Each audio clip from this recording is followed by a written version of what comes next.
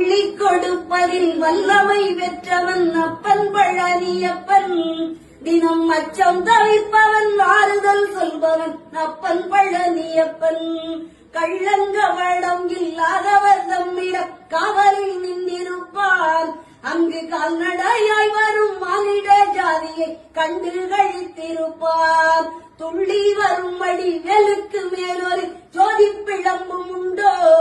அந்த சுப்பையன் போல் ஒரு அற்புத தெய்வத்தை சொல்ல மொழியும் உண்டோ? வெள்ளி விழி பனி இரண்டையும் கண்டவின் வேறொரு சொர்க்கம் உண்டோ?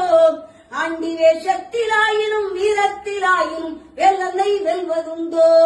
சித்தர் வணங்கிய சேவற்கொடியோனை சேர்ந்து பணிந்திடுவோம். அந்த சிக்கலிலாயினும் செந்திலாயினும் சென்று பணிந்திடுவோம்.